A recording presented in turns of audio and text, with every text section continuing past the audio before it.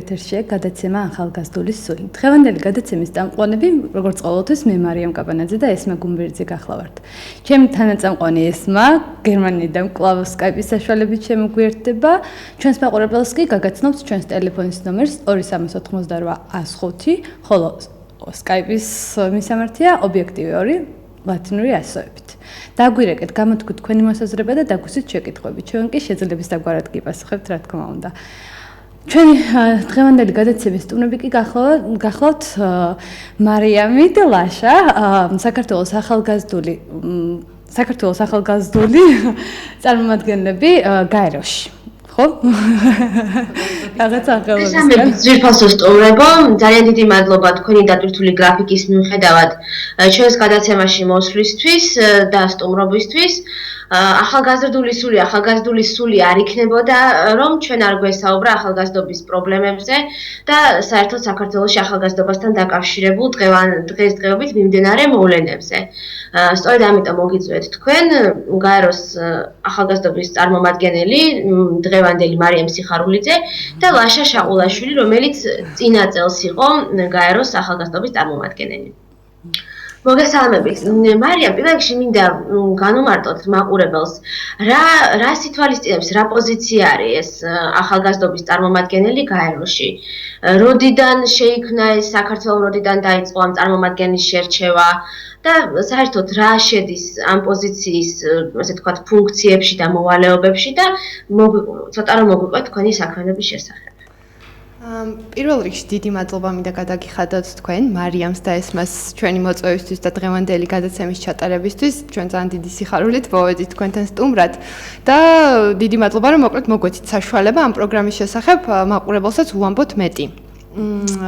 ეხლა პროგრამის თქვათ მოგიყვებით თქვათ რა არის ეს პროგრამა და როგორ ხორციელდება ის.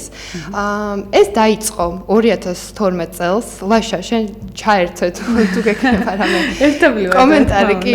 2012 წელს დაიწყო ეს პროგრამა, რომელსაც სრულად აფინანსებს საქართველოს სპორტისა და ახალგაზრდობის სამინისტრო, საქართველოს საგარეო საქმეთა სამინისტროსთან მჭიდრო თანამშრომლობით.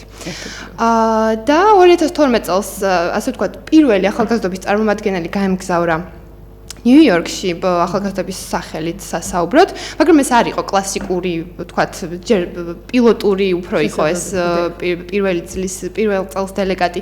შემდეგ უკვე მომავალ წელ 2013-ში შეირჩა მიხედვით, ანუ გამოცხადდა კონკურსი და კონკურსის შესაბამისად შეირჩა უკვე პირველი სრულუფლებიანი დელეგატი, ასე რომ ვთქვათ, თორნიკე ზურაბაშვილი. თორნიკეს შემდეგ იყო ლაშა და შემდეგ ვიყავი მე, ანუ მე გახლავართ მეოთხე დელეგატი.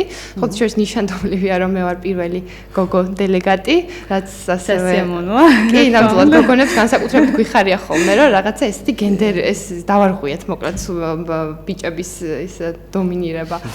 და ეს გახლავთ ერთწლიანი პროგრამა, რომლის ანუ ახალგაზრდობის წარმომადგენლები გადიან სერიოზულ კონკურსს.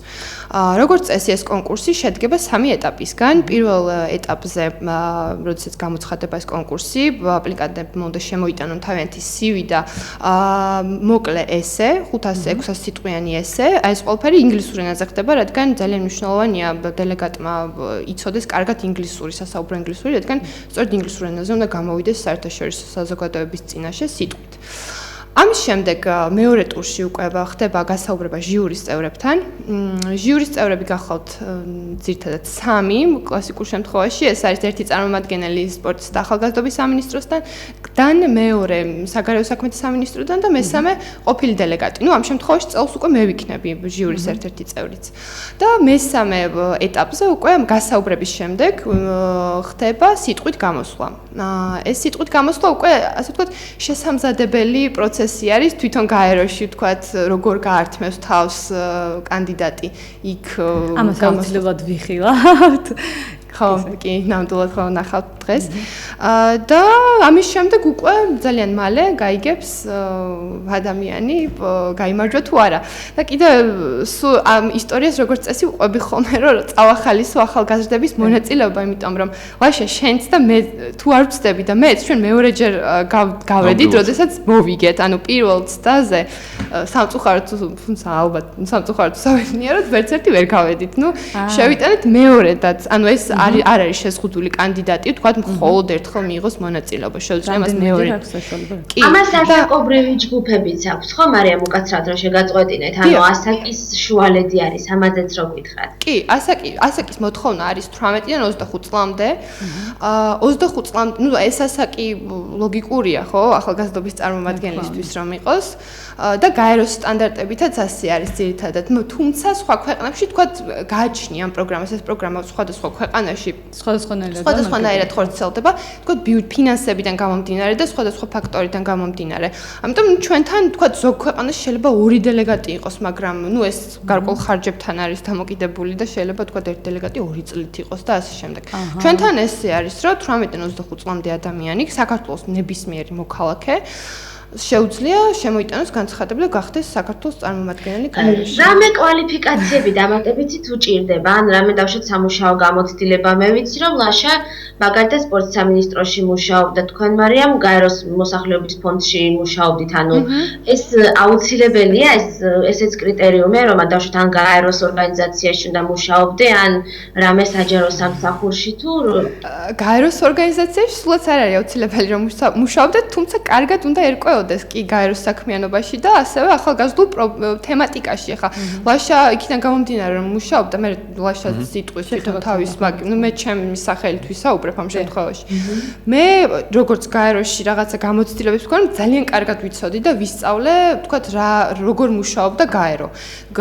და ასევე თქვათ ის თემები, რაც ძალიან მნიშვნელოვანია, როდესაც ადამიანი იქ მიდის, თუმცა არ არის აუცილებელი, რა თქმა უნდა. მაგრამ ეს გარკვეულწილად არის პლუსი, ხო, რომ ეს ადამიანი, თქვათ, აქვს სამუშაო გამოცდილება.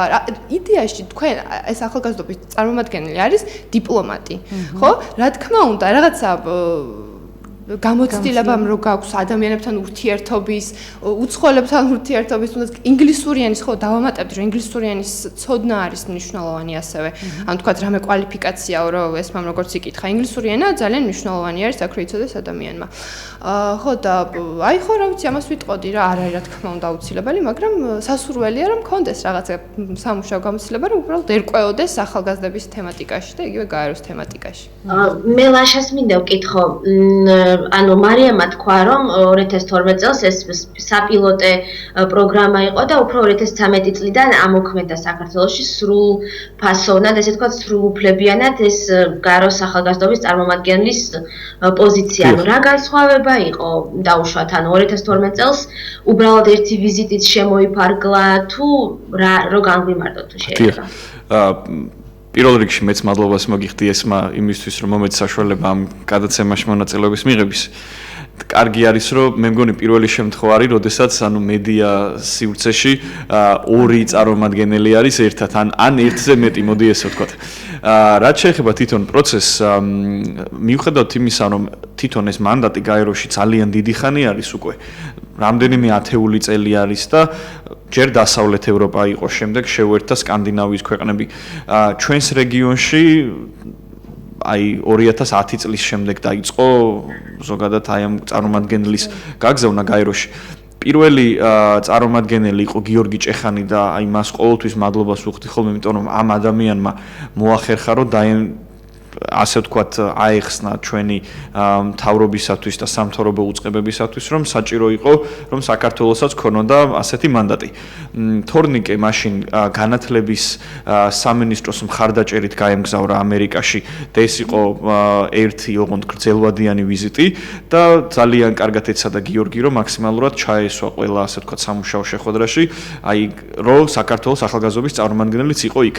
შემდეგ უკვე გიორგი, როდესაც დაბრუნდა საქართველოში, ძალიან უნდოდა რომ ეს პროგრამა ყოფილიყო მაქსიმალურად კარგად გამართული ინსტიტუციურად. და სწორედ ამის გამო მიმართა შეთავაზებით სპორტისა და ახალგაზრდობის საქმეთა სამინისტროს, რომ მათ და საგარეო საქმეთა სამინისტროს ერთად განეხორციელებინათ ეს პროგრამა. ანუ ეს იყო შემთხვევა, როდესაც გაიწერა ოფიციალური შესაბამისი აქტი გამოიცა, შემდეგ თვითონ ეტაპობრივად გაიწერა კონკურსის ვადები. პირველი კონკურსი სწორედ 2013 წელს გაიმართა და აი მარიამაც ახსენა, ანუ ამ 2013 წელს ამ კონკურსში მონაწილეობდი მეც, თორნიკეც და მარიამიც. და კიდევ უამრავი სხვა ადამიანი ჩვენს გარდა კიდევ. და ისე საინტერესოდ მოხდა, რომ შემდეგ მეორე წელს უკვე მე გავედი. შემდეგ უკვე მარიამი. ხო, მე მაგას არ გამოდიოდი. და ეს მანუ განსხვავება ეს იყო, რომ მანამდე თუ არ იყო ასე ვთქვათ ესე ინსტიტუციურად გაწერილი ეს პროგრამა 2013 წელს, როდესაც თორნიკე გაემგზავრა, აი მაშინ უკვე ყველაფერი ძალიან ესე კაფიოთ იყო გაწერილი. და ამან ჩვენ მოგცა ხელშეწყობა იმაში, რომ აი თქვენ თუ დააკვირდებით მაგალითად პროგრამის მიმდინარეობას, ყოველ წელს რაღაც ახალი ცვლილებები შედის მასში, ანუ აი მე მაგალითად აი დიახ, აი თორნიკემ ამუშავა ძალიან აქტიურად მაგალითად ინტერნეტ გვერდები, იქ YouTube-ზე ცალკე არხი გაკეთდა, Facebook გვერდი გაკეთდა, შემდეგ უკვე პროგრამას დაემატა რეგიონული ტურნე. ამ რეგიონულ ტურნეს დიახ, აი თორნი რაც შეეხება გიორგის დროს, მაშინ ნაკლებად გიორგი რა თქმა უნდა ხვდებოდა, თუმცა საკუთარი ასე ვთქვათ, აი შემილი ალბათ ვთქვა, რომ საკუთარი სახსრებით აკეთებდა ამას. შემდეგ უკვე ეს ოფიციალურად გაიწერა, რომ საჭირო იყო რეგიონული ტურის გაკეთება და ასე შემდეგ, ანუ ნელ-ნელა წინ მიდის. დიახ, იხოცე. თქვენ ანუ ორივემ რა შემატეთ, ან თუ გაქვთ რამე მსგავსი? არა, რაღაცა რეკომენდაციები, რა თქმა უნდა, გვაქვს ამ პროგრამასთან დაკავშირებით, იმიტომ რომ ის არ არის იდეალური, თქვათ, იგივე დროში გაწერილი, თქვათ, ხო, ადამიანმა უნდა ჩაატაროს ეროვნული ტური, დაგეგმოს ეს ყველაფერი, თანხები, ასე ვთქვათ, ანუ იდეაში ერთი ადამიანი აკეთებს ყველაფერს. მოვალებან რა გევალებათ კონკრეტულად აი? გეტყვით, თავარი რაც არის, ხო, ამ პროგრამის არის ის, რომ ის შედგება ორი ძირითადი ნაწილისგან. ერთი არის ეროვნული ტურის ჩატარება, რომ ეს ადამიანი შეხვდეს რეგიონებში ადგილობრივ ახალგაზრდებს, მათ ესაუბროს მათ თემებზე, კარგად ისწავლოს, მოკლედ რა აწუხებთ ქართულ ახალგაზრდებს, რომ შემდეგ ეს ყველაფერი ასახოს თავის გამოსვლაში, რომელზეც ისაუბრებს ის გაეროში. ანუ მათი სახელით, ანუ ვისი სახელითაც საუბრობ, მათ ხო უნდა იცნობდე, ასე ვთქვათ, ხო. და ეს არის ამ ადამიანის ძირითადი, ასე ვთქვათ, დანიშნულება, რომ ღირსეულად წარმოაჩინოს თავისი ქვეყნის როგორც მე ვიცი, რაღაც პროექტებსაც აკეთებთ, ხო, ამჟამად? კი ბატონო, კი. შეიძლება. ანუ ეს არის აბსოლუტურად დამოკიდებული ასევე დელეგატზე, რა პროექტს განახორციელებს ის, რა არის მისი პრიორიტეტები, ხო? თქვათ, არ არის აუცილებელი ყველა ერთი მიმართულებით ვაკეთებდეთ რაღაცას, თქვათ. ამ შემთხვევაში ძალიან დღის წესრიგში დგას მნიშვნელოვნად გაეროს მდგრადი განვითარების მიზნები. გსმენიათ ალბათ ამის შესახებ, ან მოკლედ გეტყვით, რომ გაერომ 2015 წელს დაგეგმა, ასე ვთქვათ, გაეროს წევრმა ქვეყნებმა ხელი მოაწერეს ახალ 15 წლიან გეგმას, რაც ითვალისწინებს, რომ თითოეული წევრი ქვეყანა ამ მდგრადი განვითარების მიზნების მისაღწევად თავიანთ ქვეყნებში რაღაც გარკვეულ ღონისძიებებს გაატარებენ. და რა შედის ამ ღონისძიებებში? დიახ, აი მიზნების შესახებ რამდენიმე ჩამოგითვლით, იმიტომ რომ ძალიან ბევრია, სულ 17 არის და კიდევ არის ქვემიზნები და 190-ის ჩამოთვლას აღარ დავიწყებ.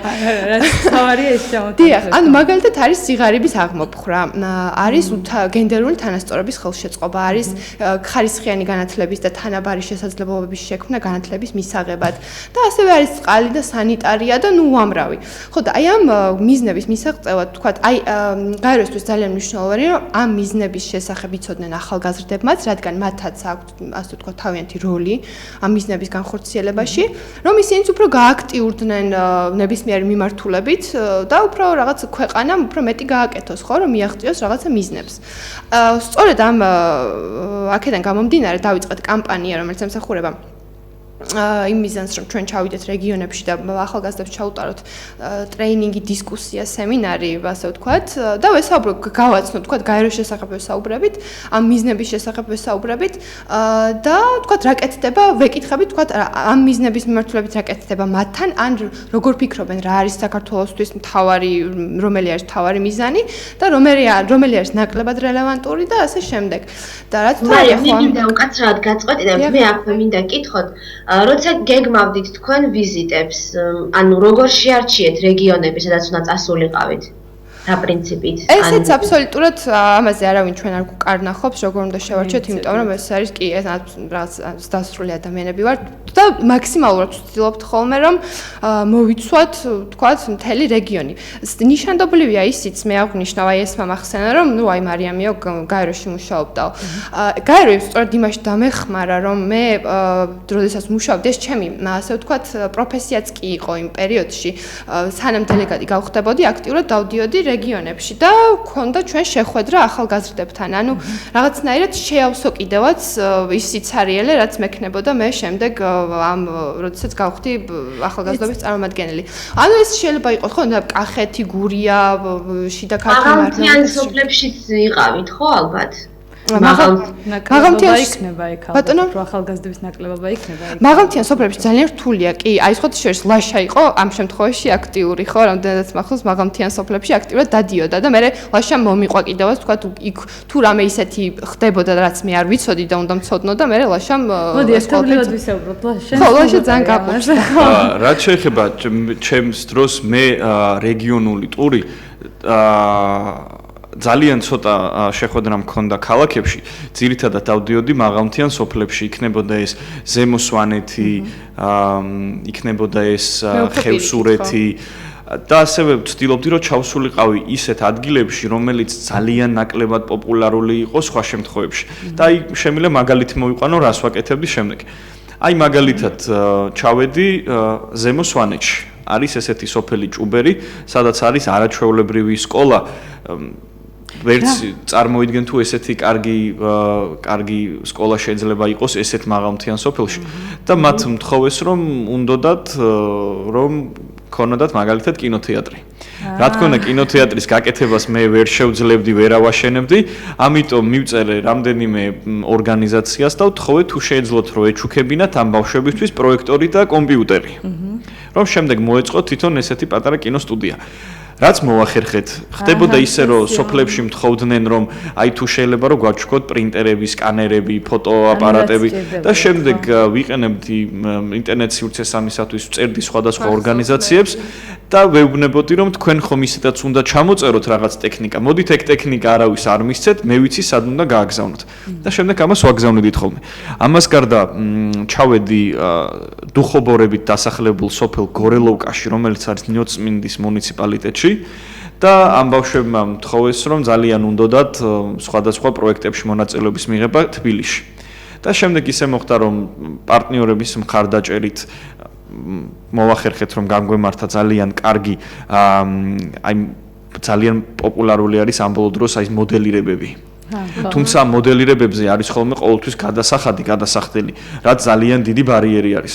ამიტომ ჩვენ გადავწყვეტეთ, აი გიორგი ტუმასიანს მინდა რომ დიდი მადლობა მოუხადო ამისათვის, გაგვეკეთებინა პროექტი, რომლის ფარგლებშიც 300 მონაწილე ყავდა, სრულად დავაფინანსეთ 5 დღიანი ეს პროექტი და 60 ბავშვი რეგიონებიდან ჩამოვიყვანეთ თბილისში ვაცხოვრეთ სასტუმროში 5 დღე და გადავხადეთ გზის ფულიც.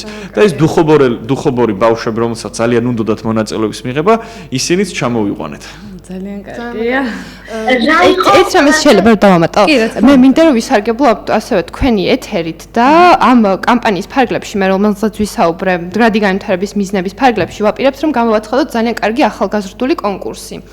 და ეს ახალგაზრდული კონკურსი სწორედ გრადი განვითარების მიზნების შესახებ იქნება.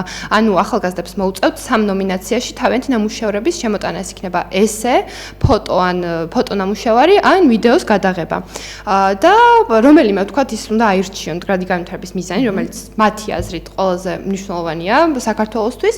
ამაზე მოამზადებენ თავიანთ ნამუშევრებს და კარგი პრიზები გვაქვს და რაც თავარია გაეროს სერტიფიკატებს გადავცემთ ახალგაზრდებს. ეს ვის სკოლის მოსწავლეებზეა საუბარი სტუდენტებზე. მე დავამატებ ეს ბოდიში რომ ან თუ იქნება მსგავსი შემთხვევები, ვისარგებლებ ამ ეთერით და აქ თქვენი მსტუმრობით და თუ გექნებათ მსგავსი შემთხვევები, შეგვეხმიანებთ ხოლმე და აუცილებლად განვაცხადოთ. კარგი, მეცოდინება გავითვალისწინებ აუცილებლად. შეიძლება და მეთქვა, მაგრამ გამოვიყენებ ბარი. დიახ, ჩვენ ეს გვინდა რომ მაქსიმალურად მრავალფეროვანი იყოს იმ მხრივ, რომ მაქსიმალურად მეტ ახალგაზრდას ჰქონდეს მონაწილეობის უფლება და საშუალება. ამიტომ არის 14-დან 29 წლამდე საქართველოს პოლიტიკის დოკუმენტით ავიღეთ ეს ასაკი, რომ ახალგაზრდა ადამიანი ითვლება 14-დან 29 წლამდე თუ ჩათვლით. ну მოკლედ ჩათვლით იყოს და ესების დაწერა ასევე შეუძლიათ ინგლისურ, რუსულ ან ქართულ ენაზე, ანუ იქიდან გამომდინარე, რომ ხო შეიძლება რუსულად უკეთესად წერდეს, ან შეიძლება ფიქრობდეს, რომ აი ინგლისურად უკეთესად გამოთქვამს თავის აზრს. რა ვიცი, როგორც რაც მაქსიმალურად ვცდილობდი თავისუფლება მიგვეც ამ მხრივ.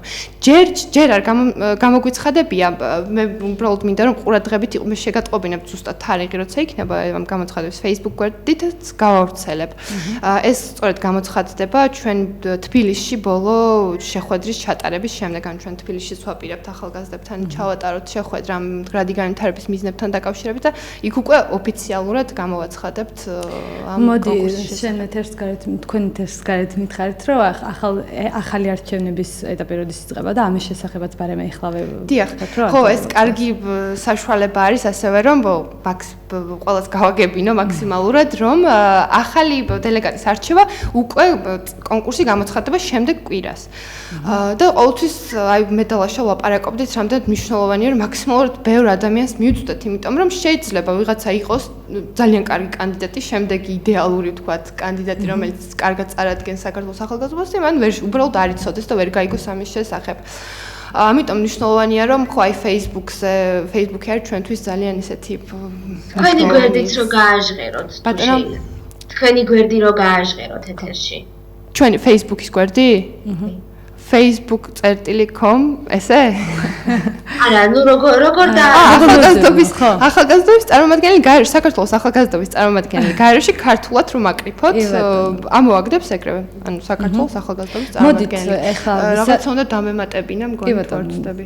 მოკლედ ხო, შემდეგ კვირას ეს უკვე გამოცხადდება და სავარაუდოდ დაახლოებით 4 კვირამდე ერთ თვემდე ექნებათ შემოტანის, საბუთების შემოტანის საშუალება. ამიტომ მაქსიმალურად მობილიზდით ყველანი ისაც ამას თემას არ გადაუხვიოთ და ვნახოთ ანის გამოსვლა გაეროში ვიდეოს საშუალებით, რა თქმა უნდა, ვთხოვთ ჩვენს ოპერატორებს გაუშვათ ვიდეო.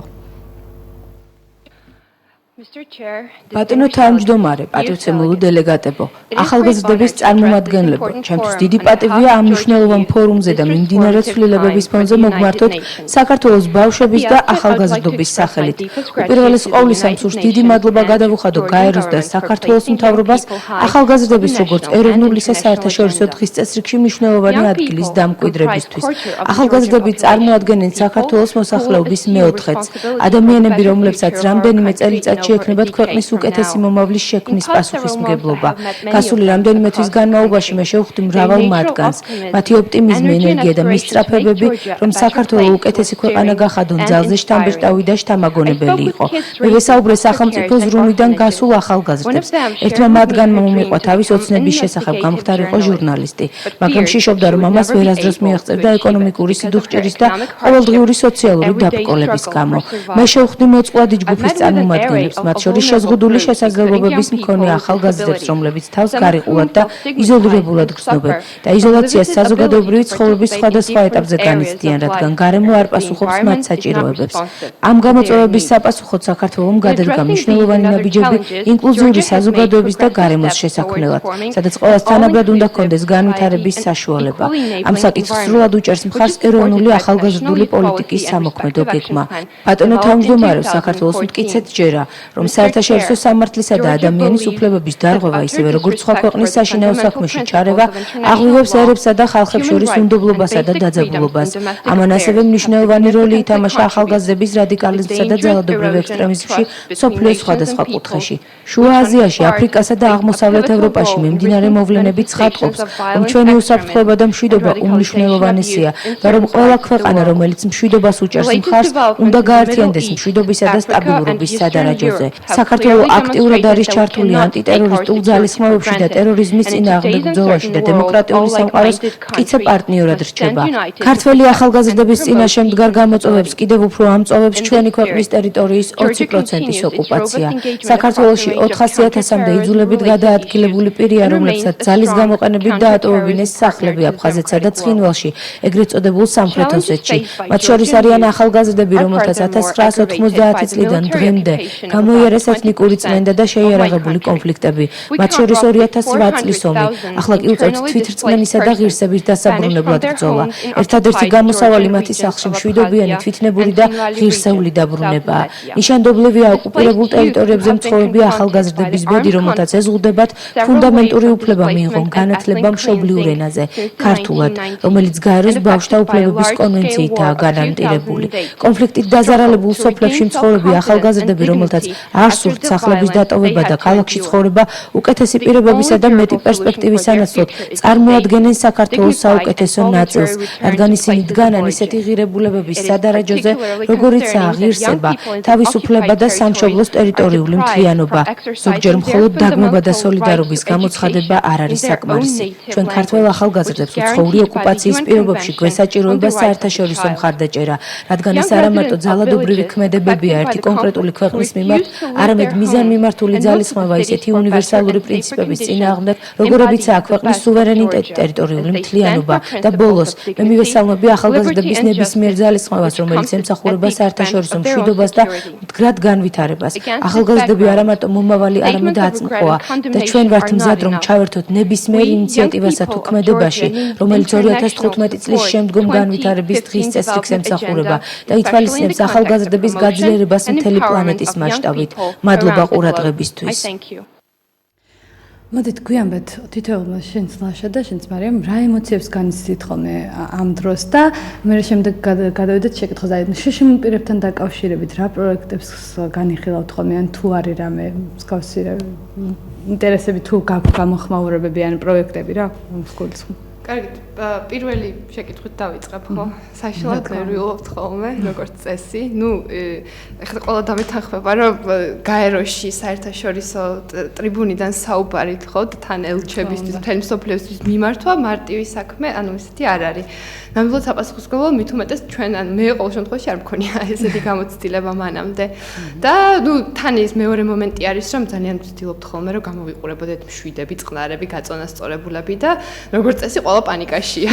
ჩვენერი სხვა დელეგატებიც და ყველანი მოკლედ ერთმანეთს რაღაცა ძალიან გვერდში უდგავართ ხოლმე კი, იმიტომ რომ რაღაც ისეთია ხო, ემოციური გამოცდილება ძალიან. ხო რა ვიცი მე მგონი ლაშაშენს თქვი ბარემ და ანუ საქმე იმაშია რომ რადგანაც ხარ ახალგაზრდობის წარმომადგენელი აი იმ წუთას სანამ დაიწყებს საუბარს იქ ხვდები რომ მართლა ახალგაზრდა ხარ იმიტომ რომ ეს ემოციები რასაც იქ განიცდი იმდენად ბავშვური არის რაღაც მომენტებში რომ შენ თვითონ გიკვირს მე მახსოვს ესეთი რამ ის ქვეყნები რომლებიც საქართველოსთან ახლოს ანუ ალბანის მიხედვით არის განაწილებული ვინცაც ის ანუ საქართველოსთან ახლოს გერმანია არის შენს პირდაპირ ფინეთი ზის და ანუ ეს ახალგაზრდობის დელეგატები ვზივართ და უსმენთ სხვების ასე ვთქვათ უფროსების გამოსვლას და ნიკ 1000 კრიტიკა არის რომ აი რეებს ლაპარაკობს ეხა ეს ადამიანი მაგალითად ანუ აი ხაი რეებზე ილაპარაკა ამან ან როგორ ილაპარაკა რატო ნერვიულობდა ესე და ჩვენ მგონია რომ ჩვენ ვართ პროფესორები და უნდა გამოვიდეთ და იქ ძალიან კარგად უნდა ვისაუბროთ და როგორც კი აი მე მახსოვს როგორც კი მოვიდა გამოსვლის დრო აი უცებ ვიფიქრე რომ მეთქი მოდით ეხლა მე გავალ და 1-15 წუთში შემოვალ მანამდე მოდით სხვა ლაპარაკეთ თქვენ და მე მოვალ 1-15 წუთში თუმცა იქ იმ წუთას რო ლაპარაკობ არის რა ძალიან სტრესული გარდა იმისა რომ შენ საუბრობ გაეროში არის ორი ძალიან დიდი ეკრანი დამონტაჟებული ანუ შენ ზურგიძი ხარ იქ ყველასთან შენ პირისპირ არავინ არ ხედავს ამიტომ იმისათვის რომ ყველამ ასე ვთქვათ დაგინახოს შენ არის ორი ძალიან დიდი ეკრანი და რა წამსაც საკუთარ თავს ამ ორ დიდ ეკრანზე დაინახავ ანუ მე არც კი შემიხედავს იმიტომ რომ ვიცოდი რომ იმ ორ დიდ ეკრანზე ვიყავ იმიტომ რომ ალბათ ეხა ჩემი თავი კიდე იქაც რო დამენახა შეიძლება საერთოდ ვეღარაფერი ვეღარ მეთქვა ხო და ის არის რა ქვია შექმნილი მქონდა ის WhatsApp-ში ჯგუფი მოკლედ სადაც ყველა დელეგატი იქ ვიყავით მოკლედ და ნუ როდესაც გამოდიოდა ვიღაც ერთ-ერთი ჩვენთაგანი რომ საუბრობდა იქ ტყდებოდა ერთი ამბავი ამ გრუპში რომ ვუღებდით სურათებს იდებოდა ერთი ამ გამოსვლის 30 სურათი მე ყოჩახ და შენაირი არავინ არ გამოსულა და ის შე რომ ისაუბრე ესეთი საოცარი ხარ და ნუ ერთმანეთს რომ ძალიან კომპლიმენტებს მთელ ამბავს ვეუბნებით მოკლედ ძალიან სასაცილო იყო ხო და მთლიანად ისეთი თან ძალიან სანერვიულოა მაგრამ თან იმხელა გამოცდილება, კიდე იმხელა რაღაცა ხდება ცხოვრებაში, რომ ხო რაღაც მნიშვნელოვანი. რომ გადიხარ ამ ეტაპს, მე რო გემატება რაღაც საკუთარი თავის უფრო მეტი რწმენა და რაღაც ბედნიერი ბლაღი ხარ ხო? ისე რა, რწმენა ნაკლებად. ეხლა ვუყურებდი ჩემ გამოსვლას და ვფიქრობდი, აი მართლა ცრემლები მომადგა თვალებზე, რომ აი რა მალე გავიდა თქო ეს პერიოდი და რაღაცა ხო რაღაც ბატონი. თქვენი საქმიანობის შესახებაც რო გვიამბობთ გაეროში, ანუ რა ხდება, ლაშასაც მინდა ვკითხო, ანუ გარდა იმ ერთი გამოსვლისა, რაღაც შეხვედრებიც გაქვთ ხოლმე, რაღაცა ღონისძიებასაც აკეთებთ ხოლმე, ხო, როგორც ვიცი. კარგი შეკითხვაა ესმა კი, ნამდვილად. ეხლა მინდოდა მე თქვა და ეხლა გეტყვით რომ, როდესაც აი ამ გამოსვლის შემდეგ, როგორც წესი, გაეროს დღის ბოლოს იდება მიმოხილვა შემაჯამებელი გაეროს ოფიციალურ ვებგვერდზე, სადაც ნუ აი მოკლედ ჯამდება ვინ რაზე ისაუბრა. ნუ როგორც წესი, ყველა ქვეყანაზე იქ არ არის, ყველაზე მნიშვნელოვანი პუნქტები არის შეტანილი ამ დღის მიმოხილვაში. აღმოჩნდა ისე რომ ჩემი გამოსვლა, სადაც მე აღნიშნა რომ აი საქართველოს 20% არის ოკუპირებული, ჩვენ ყავს აი ამდენი 400,000-მდე იძულებით გადაადგილებული პირი. ძალიან დიდი ყურადღება მიექცა და საქართველოს ამაზე გაამახვილა ყურადღება, მე ძალიან ჩემთვის ეს ძალიან ნამდვილად დიდი მიღწევა იყო, იმიტომ რომ ამას რაღაც მნიშვნელობას ანიჭებენ ესე იგი, ხო და მართლა უსმენენ, რასაც ჩვენ ქვეყანას არ ყავს, ხო, რა თქმა უნდა, წარმომადგენელი და რამდენი წარმომადგენელი არის ესმა თუ შეიძლება მე დავამსრულებ იმ პასუხს, ანუ იმასაც გეტყვით, რომ აი ლაშად თავის ღონისძიებებზე შემდეგ დაამატებს. კი, ვაკეთებთ ხოლმე side event, ესე ქვია ინგლისურად, ანუ პატარა მცირე ზომის უფრო შეხვედრებს, წელსაც ან გაეროს გენერალურ ასამბლეაზე როცა ვიყავ, ჩვენც გავაკეთეთ ორგანიზება მე და მაშინ ბულგარელ ახალგაზრდობის წარმომადგენლებთან ერთად გავაკეთე ეს იყო ჩვენი თემა ავიღეთ ახალგაზრდების როლი მშვიდობასა და უსაფრთხოების უზრუნველყოფაში და ძალიან კარგი სპიკერები ასე ვთქვათ მოვიწვიეთ გაეროს ექსპერტები მათ შორის იყო ის აკადემიური სექტორის წარმომადგენელიც და ძალიან კარგი დისკუსია მოეწყო და ნუ ესეც ერთ-ერთი ის არის რომ ჩვენი მოვალეობაც ასე ვთქვათ რომ საქართველოს რაღაცა უკეთესად გამოჩნდეს რომ აი ჩვენ აი ღონისძიებებს ვატარებთ პარალელურად თქვათ გაეროს საქმიანობებთან ერთად. ხო, აი ლაშა თუ დაამატებს. რაც შეეხება ღონისძიებებს თვითონ მანდატი მიუხედავად იმისა, რომ ქვია, რომ ხარ ახალგაზრდობის წარმომადგენელი, იქ უშუალოდ როდესაც ჩადიხარ გაეროში, ყველაფერი ნამდვილად ისე მიდის, აი როგორც ჩვეულებრივ დასრულ დიპლომატებს აქვთ. თუნდაც ის რომ აქედან დიპლომატიური გასასვლელით შეგიძლია რომ ამერიკის შეერთებულ შტატებში გახვიდე, ესეც კიდევ ერთი დასტური ამისა. ეხლა რა ხდება გამოსვლის გარდა? საერთოდ იქიდან გამომდინარე რომ ძალიან ცოტანი ვართ ეს ახალგაზრდობის წარმომადგენლები, აი ესმა შენ კითხვას რომ დაუბრუნდე, დაახლოებით 30 ქვეყანას ყავს წარმომადგენელი და ყოველ წელს იმდენად იცვლება ხოლმე ეს ციფრი. გადაწყვეტს მაგალითად რიგითი ქვეყანა რომ აღარ უნდა ახალგაზრდობის წარმომადგენელი და აღარ აგზავნის არავის. ან შეიძლება გადაწყვიტოს ერთმა ქვეყანამ და გამოუშვას 5 წარმომადგენელი ერთად, რაც მაგალითად კორეის შემთხვევაში არის ხოლმე. ან ბულგარეთი, უკრაინა და რუმინეთი ორ წარმომადგენელს უშვებს ხოლმე. ან ხდება ისე რომ შეიძლება ვიღაც ჩამოვიდეს, გითხრას რომ არის ახალგაზრდობის წარმომადგენელი და ეს ადამიანი სრულიად კონკურსის გარეშე, ყველანაირი წინასწარი პროცედურის გარეშე უბრალოდ მთავრობა უშვებს ამ ადამიანს, რომელსაც არანაირი შეხება არ ქონია ახალგაზრდობის საკითხებთან. და დავუშვათ 2 ან 5 როცა არის, ეს სიტყვით გამოსვლა როგორ ნაწილდება, ანუ ერთ-ერთ ევალება ხოლმე თუ როგორ ხდება? აი, ერთ მაგალითს მოვიყვანმე, ან ჩემს დროს რა გააკეთა რუმინეთის მისიამ. ერთი იყო 2 წარმომადგენელი, ერთი გოგონა, მეორე ბიჭი. გოგონა მისაუბრა 2 წუთნახევარი დაახლოებით ინგლისურად და ბიჭმა ისაუბრა ფრანგულად. ანუ აი ესე იყოფენ ხოლმე. ან ხდება ისე კორეის შემთხვევაში, რომ აი ჩემ დროს მაგალითად 5 იყვნენ და მხოლოდ ერთმა ისაუბრა. ეხლა რაც შეეხება დამატებით ღონისძიებებს, ანუ შენი როგორც ახალგაზრდობის წარმომადგენელის მისია, იქ იმდენად დიდი კონკურენცია არის თვითონ ამ დელეგატებს შორის, ყველას უნდა რომ საკუთარი ქვეყანა მაქსიმალურად მეტად ახსენებინოს სხვებს და თვითონაც მეტად ახსენოს. აი ეს კონკურენცია არის ხოლმე. ანუ შენ იქ ანუ აი ამ side event-ის გამართვით, რომელიც შეიძლება ეხებოდეს ჩემ შემთხვევაში მაგალითად ჩვენ ვისაუბრეთ მახსოვს გარემოს დაცვაზე, კლიმატის ცვლილებაზე.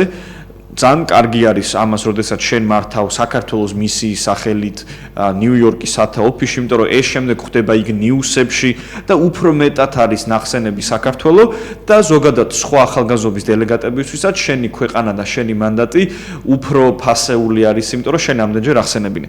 ერთი მე რასაც დავამატებ, მაგალითად მე რა გავაკეთე ერთ-ერთი ვიზიტის დროს, იყო ის რომ ერთ-ერთ ბავშვთა სახლში მთხოვეს გასაფერადებლები, ფანქრები, ფლომასტერები და ინგლისური ენის წიგნები. დავდე სტატუსი და მივმართე ნიუ-იორკში მცხოვრებ ქართველებს. რო თუ გაქვთ სურვილი, რომ აი ბავშვებს გაუგზავნოთ ესეთი ნივთები, ჩემი მისამართი არის ესა და ეს, ნიუ-იორკში ვიქნები 10 თებერვალამდე და გამომიგზავნეთ. ჩემდა გასაკვირად იმდენი ყუთი მოვიდა იქ მცხოვრები ქართველებისგან და ყველაზე საინტერესო იცით რა იყო, მხოლოდ ორს ეწერა სახელი და გვარი. დანარჩენებს რა იმე გამოვაგზავნე. დანარჩენებს არ ქონათ. ეს რა მაინტერესებს, აი გამოდიხართ სიტყვით, ამბობ თქვენს სიტყვას რა თქმა უნდა და თვითონ გაერო რით გეხმარებათ, ანუ რა ღონისძიებებს გადის, ანუ თქვენ სიტყვის შემდეგ, მაგალითად ჩვენი ქვეყნის მიმართ რა ღონისძიებებს განიხილავს ხოლმე. აი ღონისძიებებზე და გაეროს როლზე თუ საუბრობთ, ერთადერთი რაშიც არის გაერო პირდაპირ ჩართული, არის ის რომ სანამ დაიწყება სიტყვით გამოსვლა, იქნება ეს გენერალური ასამბლეა თუ თებერვლის სესიები, მაგალითად, ანუ რაშიც საქართველოს მონაწილეობთ. არის გაერთიანებული შეხვედრა. ანუ ჩვენ სოციალური ქსელის საშუალებით ყველა მივიცით, რომ ჩვენსავით ზღვის მეორე მხარესაც არიან ბულგარელი დელეგატები, თუმცა ჩვენის ადამიანები არ გვინახავს. ამიტომ გაერო აკეთებს ხოლმე გაერთიანებულ შეხვედრას ყველა ახალგაზრდობის წარმომადგენელთან და გვეუბნება, აი მეგობრებო, გაიცანით ერთმანეთი და შეგიძლიათ შეთანხმდეთ, რომ ყველა თითოეული თქვენგანით გამოსვლაში გამოიყენებს ერთ წინადადებას, რომელიც საერთო იქნება ყველა დელეგატისათვის. ჩვენ შემთხვევაში ჩემს წელს ეს წინადადება იყო ის, რომ შეუძლებელია კონდეს კარგი ცხოვრება ამ დედამიწაზე, თუ ყველა ახალგაზრდა არ გამოიყენებს თავის პოტენციალს. ჩვენ ცოტა მარტივი იყო. ჩვენი იყო ახალგაზრდები არა მარტო მომავალი, ახალგაზრდები აწმყოა. ანუ დაახლოებით ესე ითარგმნება, ხო? მოდით, ჩემს შეკითხვას დაუბრუნდები ისევ და ანუ რა ღონისძიებებს გადიხართ შეშმოპირებთან დაკავშირებით, ანუ ზოგადად მარტო მე შეხვედრა მქონდა, იცით პროექტებს როგორც ასეთი, მათთან ამ ეტაპზე არ ვახორციელებთ. და ნუ რთულია ნამდვილად ხა ამის გაკეთება, მაშინ აბსოლუტურად თქვა ამ კატეგორიაზე просто მაშინ მათთან გადაერთო. ანუ ესე არ მინდა მე პირადად თქვა არ მინდა და აი ვიღაცა რაღაც თემატიკაზე საერთოდ არ მემუშავა და მხოლოდ რაღაცა ამ თემატიკაზე მემუშავა, მაგრამ შეხვედრები მათთან მქონდა ასოციაცია ანიკას შესახებ თუ გსმენთ, აი მათთან და ირაკლი სეფართელაძესთან ძალიან კარგი ადამიანი არის, ძალიან მეხმარებოდა ყველანაირად, როდესაც ხვდებოდი და ნუ ინფორმაციებსაც მაწოდება თქვა მდგომარეობასთან მდგომარეობის და გამოწვევების შესახებ და ნუ ჩემს სიტ გამოსვლაშიც ვახსენე ამის შესახებ, რომ მქონდა მეთქი ამ ადამიანთან. ამიტომ მკითხეს ხო, აი მაგიტო კი და აი ეს აქტიური თანამშრომლობა გვაქვს თქვა და ნუ ხაზზე ვართ ერთმანეთთან და მათ საჭიროებების შესახებ ისინი მეუბნებიან და ასე შემდეგ, მაგრამ ეხლა კონკრეტული პროექტის გაკეთება ეხლა თქვა ამ კამპანიას ვახორციელებთ ამ ეტაპზე, იმიტომ რომ თქვა რთულია რამდენი პარალელურ რეჟიმში ხო ძალიან ისე. და მით უმეტეს მე დავამატებ რომ ეს პოზიცია, როგორც მე ვიცი, არის სრულიად მოხალისეობრივ საწყისებზე, ერთადერთი თვითონ ეს ვიზიტები თანხა იფარება ხო ბიუჯეტიდან. ბიუჯეტი ფარავს დიახ მხოლოდ ანუ მხოლოდ იმ ხარჯებს ხო რომ შენ უბრალოდ შენ საკუთარი ფულით თქვა არ წახვიდე და ამერიკაში ბილეთი არ იყიდო, იმიტომ რომ შეუძლებელია მხოლოდ თანხებთან არის დაკავშირებული. ეს აბსოლუტურად ფარავს ჩვენს საქმიანობებს, რასაც ქვია. და ნუ რა თქმა უნდა მოხალისეობრივია, ჩვენ ამისთვის ხელფასს ან რაღაც ჰონორარს არაფერს არ ვიღებთ. ამაზე დავამატებ ერთი თუ შეიძლება ამ ფინანსურ საკითხებს. მე რაც მომწონს ამ პროგრამაში, რომ აბსოლუტურად ყველა ქვეყანაში ეს პოზიცია არის მართლაც მოხალისეობრივ საწყისებზე, ანუ არც ერთ ქვეყანაში ოფიციალური ხელფასი ამისათვის არ არის დანიშნული და თვითონ ყველგან ასეთი რეალობა არის, რომ ეს ბიუჯეტი არის მაქსიმალურად ჭიდრო, ძალიან ესეთი შევიწროებული და აი ძალიან ყველაფერი მართლა თეთრებში უნდა გაწერო.